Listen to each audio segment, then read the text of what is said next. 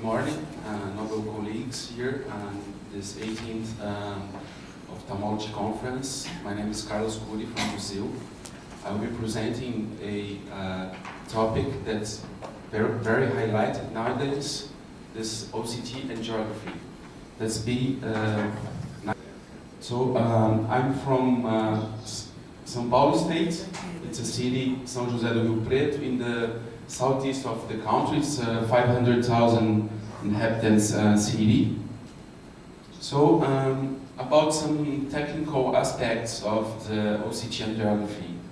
There are so many algorithms that have been developed to the different companies. OMAG, SSATA, and Octera. It is a new non-invasive imaging technique. It's done with repeated P-scan OCT, contrast imaging. It's a high resolution volumetric blood flow information. And we got, with all this, with a no-invasive technique, angiographic images. Here's a very short video that will show you the technique. So here, we see this is a dye-free angiography with single-scan simplicity. It detects with the OCT scans the dislocation of the red blood cells in the vessels, so then we can identify the capillaries in the retina from all the planes. As you can see here, the internal plane with the superficial vascular plane, the deep vascular plane, and the avascular plane.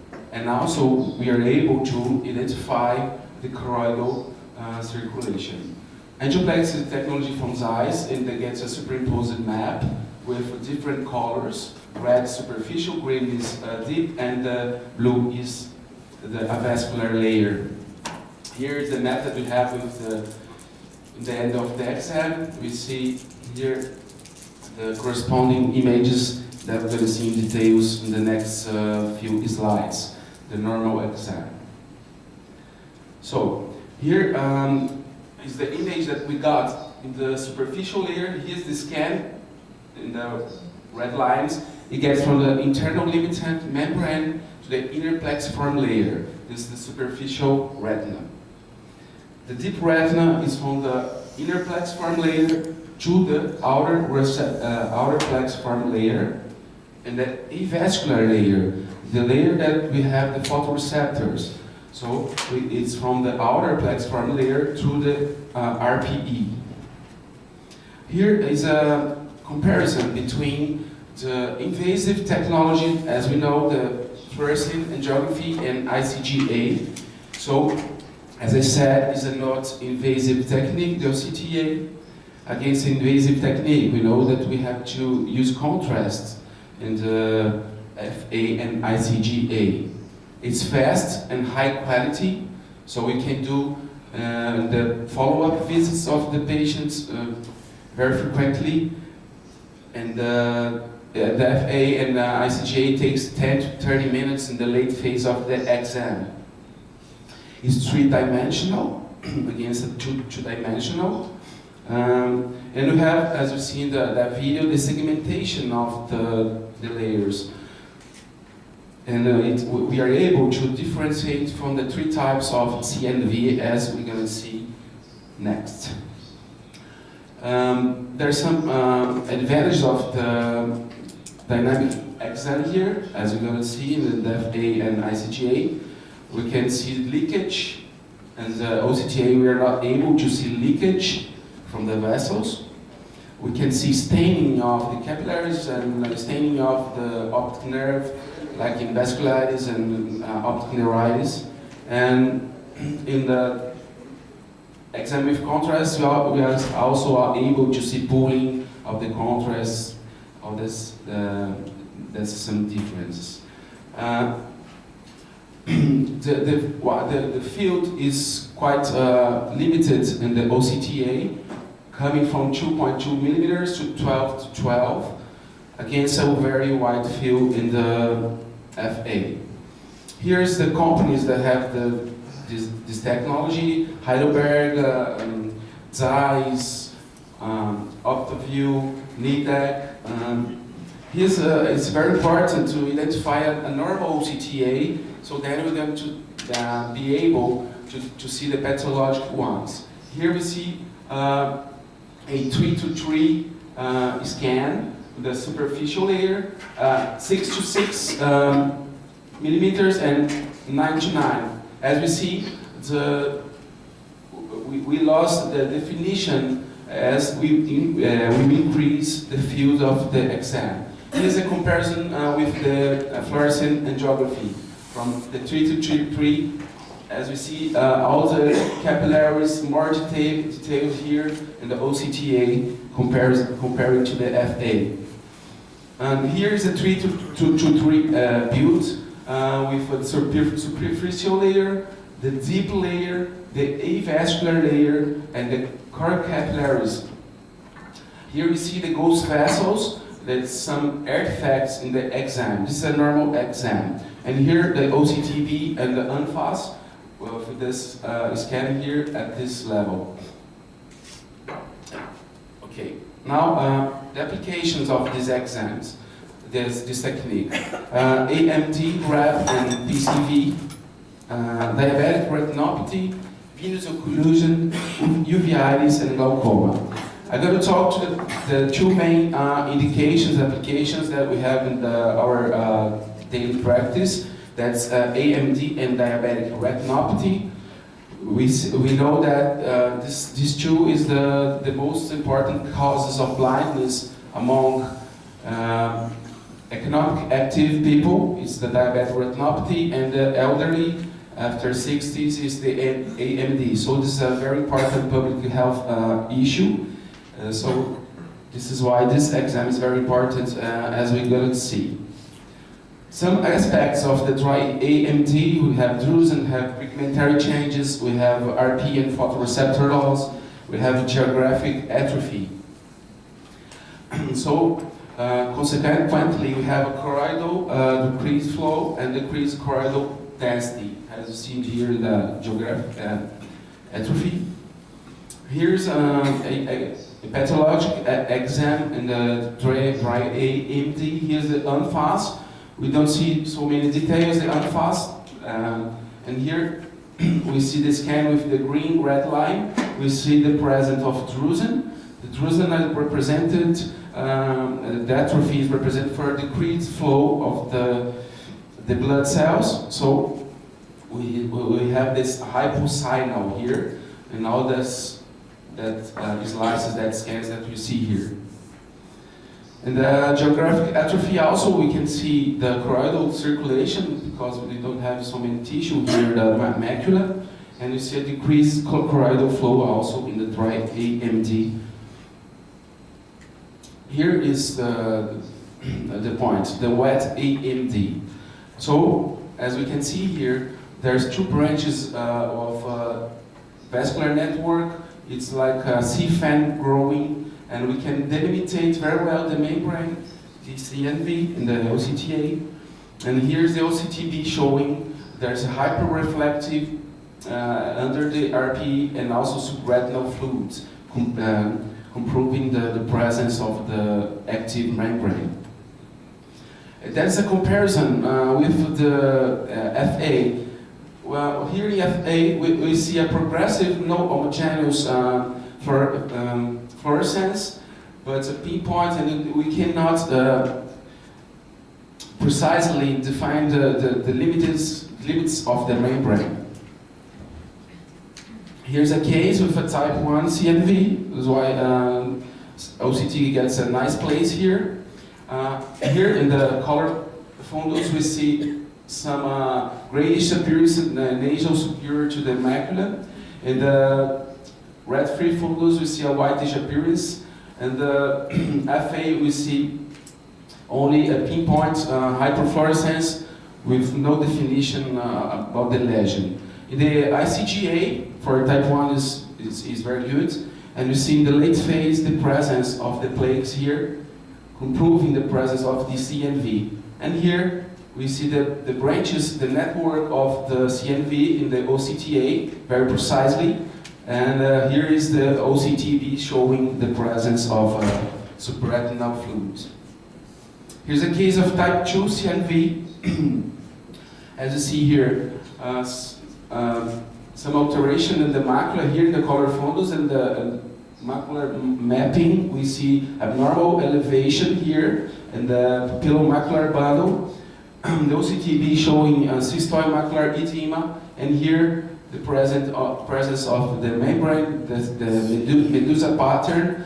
That's when the vessels radiates from all the sides of the lesion. This medusa pattern, different from the CFAN, as you're going to see in next examples. The CFAN, the vessels radiates just from one side of the lesion. Here's another type 2 example. Here's that map, the superimposed map of the color indications. And you see in blue, as we remember, is in the avascular layer. We can see here this lesion. And here in the avascular scan, we see the lesion here. And the unfast, we see the lesion here, but we have some projected artifacts. We see all the vessels, but here we can see precisely. And here is the place of the scan, and in the technique, you can move the scan and chase for the lesion. Here's another example now for a type 3, the RAP lesion. As we see here, temporal inferiorly to the macula, we see that profound deep hemorrhage here.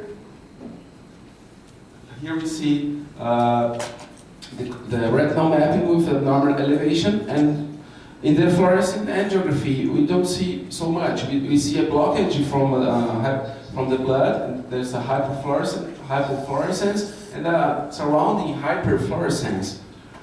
And here in the OCTB, we see the anastomosis between the sensory retina to the RPE. And now, illustrating much more with the OCTA, again with the superimposed map, we see that blue lesion, and here also we can see and define the size of this RAP lesion in type 3 CNV. So, this was a presentation with Philip Rosenfeld in last month in New Orleans, in Super Specialty Day, and about some questions. Is OCTA more useful than FA and ICGA? We know for macular disease, FA and ICGA, after the appearance of the OCTB, has decreased much more because it's no invasive, and we can diagnose and follow much of the lesions. Of course, it's an adjunctive diagnostic tool. As you see here, most macular can be managed. So why should we introduce OCTA? It's improved diagnosis and management just for some patients. It's fast, safe, and easily repeated at follow-up visits. It detects no exudative neovascularization. As we saw in that last case, it's early detection of RAP lesion and easier detection of polypoidal choroidal vasculopathy. It's possible to exclude the presence of CNV when you have drusen plus fluid present. And most importantly, you can provide the need for retreatment on that patients that we are seeing treating for exudative AMD. And it's also a great research tool. Here we see how the membranes develop with time. Here is a case, and we see here a PED. So 12 months later, we can see almost a doubling of the size of the CNV. This is a very important slide. Despite the presence of the growing of the membrane, we see no fluid. We see no supraretinal fluid. So it's a very important take-home message. Growth is different from exudation. You sometimes have a very large CNV developing, but you don't have fluid in the subretinal space or intraretinal space. Again, another case, it's a follow-up with 30 days. Here we see that supraretinal fluid and PED. After 1 month, the lesion grows and we have an increase in the supraretinal fluid and the visual acuity dropped to 20/30. After the anti-VEGF injection, we got a resolution of the fluid, but the lesion got larger, independently of the anti-VEGF therapy. Here's a very long follow-up. Not that long, but the patient was doing pretty well. 2025. We see in the mapping no elevation. We see no fluids. But after 8 months of follow-up without injection, the patient dropped to 20/100, and we can see here the cystoid macular edema and the enlargement of the membrane almost 3 or 4 times larger. So they proposed the treatment with aflibercept. So the take-home message from this: OCT angiography provides a structural and flow information from a single volume scan, detects subclinical neovascularization in MD long before exudation occurs. This is very important, and can be used to detect all types of CNV, as we saw in the cases, type 1, 2, and 3, and provides multimodal imaging by use just one image modality. Here's another very important issue about the neovascular disease. KOCTA provides biomarkers. There's a very hot topic in now the conferences and symposiums. Short-term biomarkers and long-term biomarkers. We know that short-term biomarkers is not that good, as we're going to see, but the long-term is quite well defined nowadays. We know that the gold standard of care until now was the OCTB with presence of subretinal fluid or intraretinal fluid. That was the gold standard patterns for the activity and the biomarker. There's a work with Koskas and his group, and they define some characteristics of the neovascular complex that shows activity of this membrane. C5 morphology, secondary branching, peripheral arcades, peripheral loops, and peripheral halo. Here we see, here we can see, here's the arcades, peripheral arcades. Here we see the branching, the dividing of the branching of the membrane is the prominent vessel, and we see here, as they describe later, the fringe, the presence of a flush of contrast in the very periphery. So this is a active neovascularization.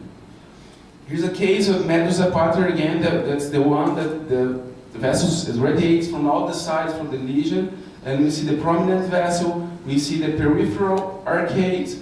We see the branching here.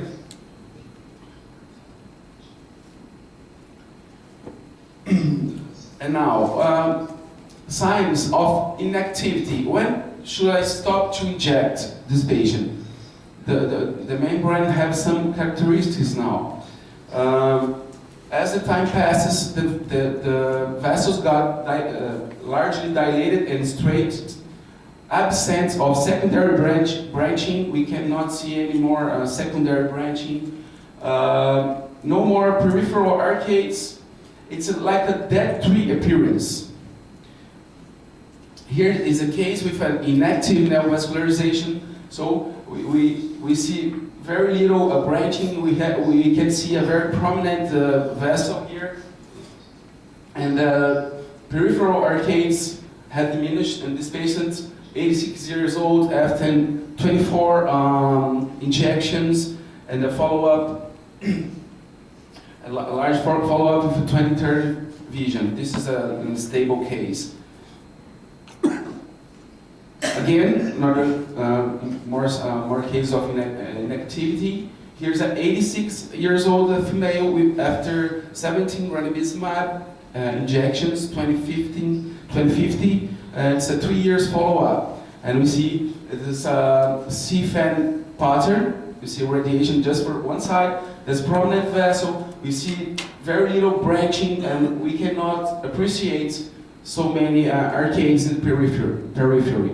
And here you have the respective OCT-B and the scan. We see no fluid. We see in the stable case.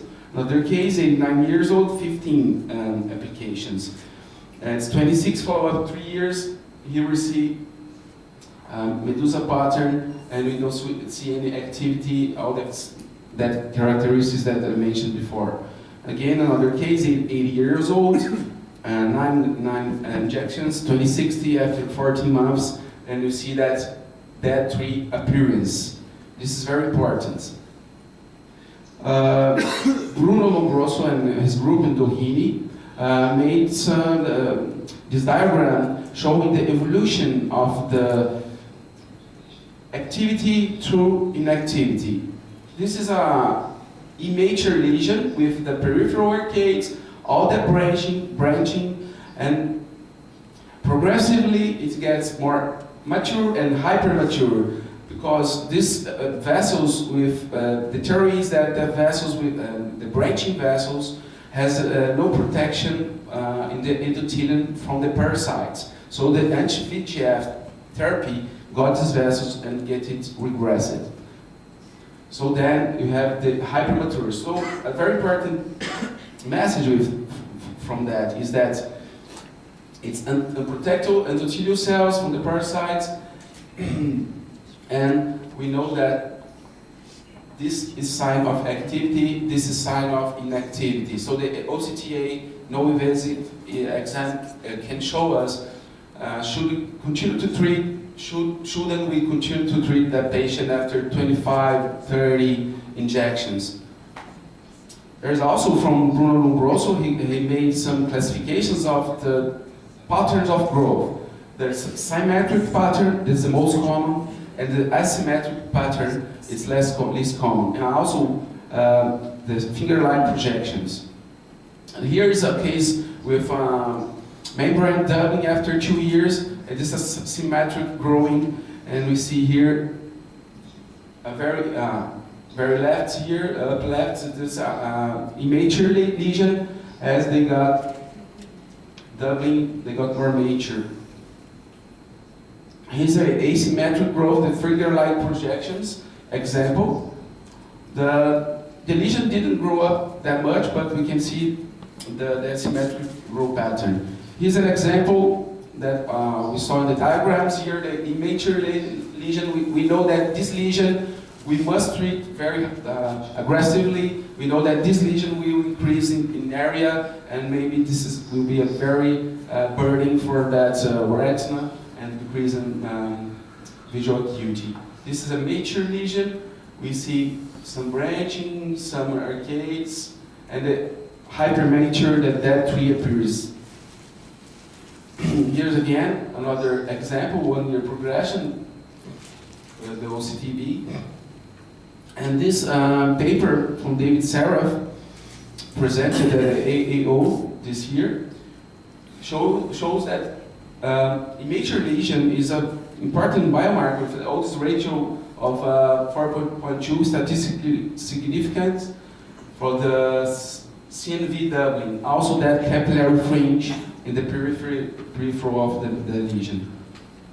So take home message, the long-term biomarkers is very important, more than the short-term biomarkers.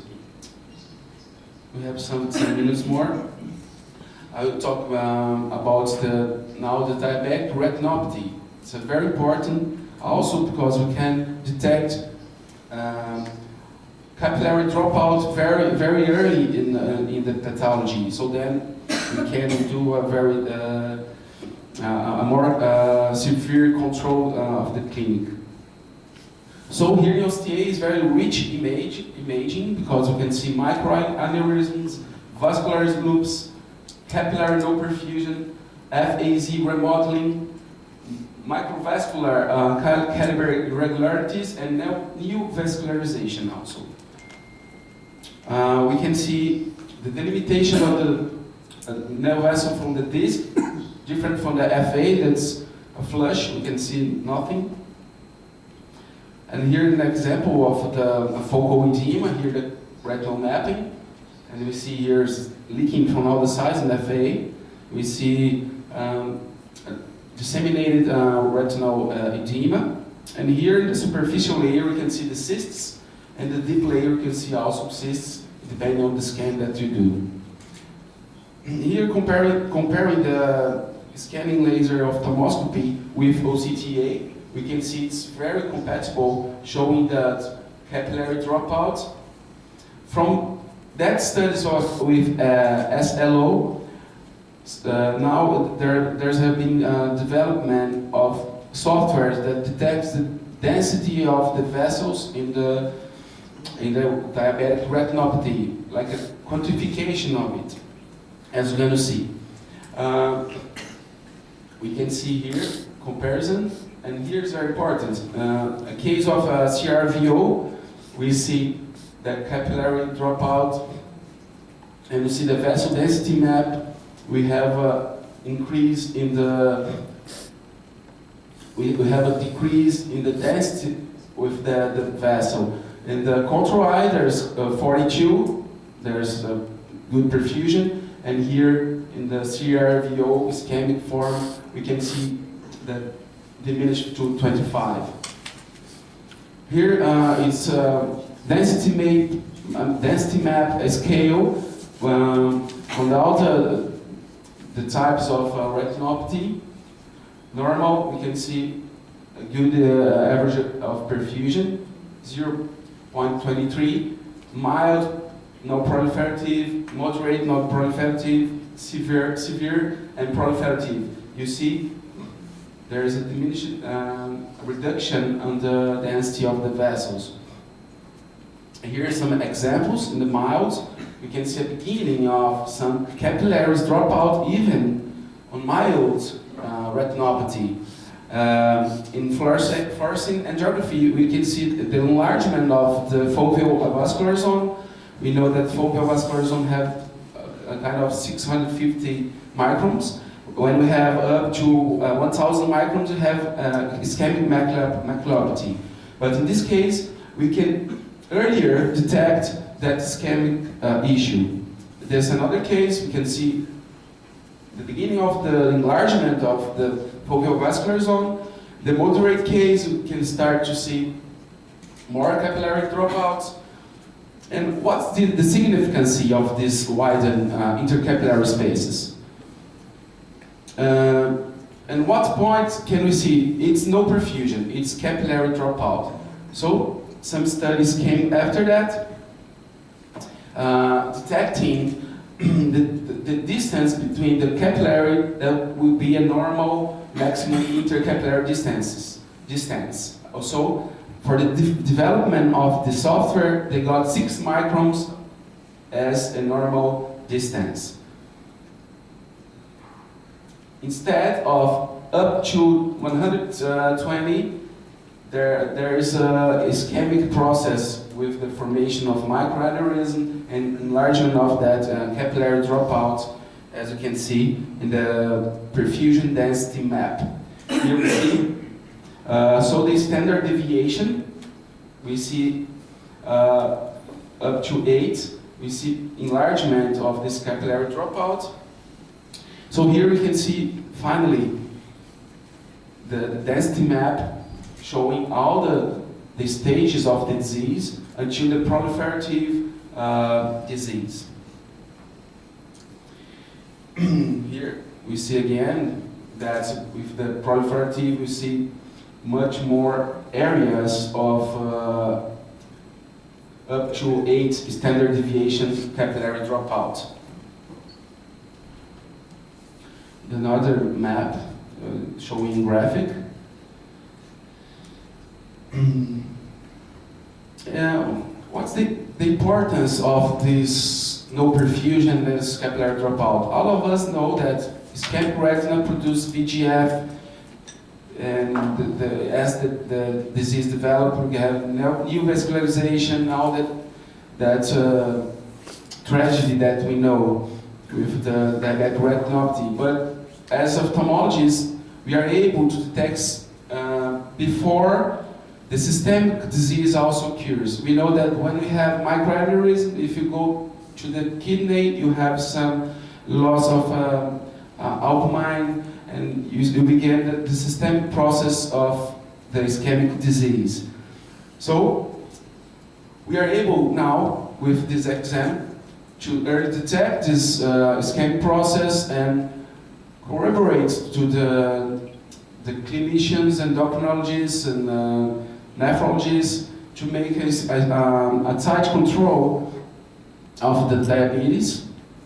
We know that from the UKPDS that 1% of decrease in the HbA1c, we have 25 less microvascular endpoints, we have 30% less necessity of laser, we have 25% less cataract, and we have 16 less myocardial infarction.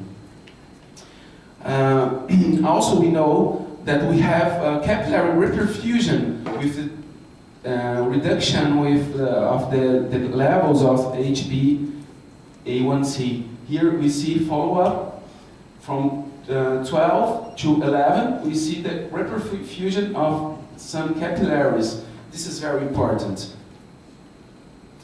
We know from the VISTA and VIVIDA that the anti-VEGF therapy increased the perfusion, as you see in the treatment group here in green and yellow, against the laser group. So it's very important for us that anti-angiogenic will be very good for these patients. And here we see the shrinkage, the reduction of the microaneurysm. Also, 10 weeks after, we see no more microaneurysm in this region. So, take-home message is OCT is a no-invasive technique that reveals features signaling the earliest onset of diabetic retinopathy, earlier before the fluorescein angiography. This earlier diagnosis provides the opportunity to encourage more aggressive management of diabetes that can lead in a reduction in ophthalmology complications and also systemic complications. So, with the control of the glycemic levels and use of anti-VEGF, we can make reperfusion of the retinal tissue. Here, we are almost finishing. Some limitations of the exam, some artifacts that we have if the patient has some opacity, cataracts, or vitreous haze, or presence of anything that will preclude the exam, that we can see these images that will preclude the interpretation well. Also, we have the projecting artifacts. So as deeper as we go to the core capillaries, we have the projecting artifacts from the other capillaries and vessels from the arcades. Again, the inability to show a dynamic exam as an FA and ICGA from staining, leakage, and pooling. And also the small field of view. The new technologies is improving the wide field, improving the quality of the imaging. For that, to increase the quality of the image,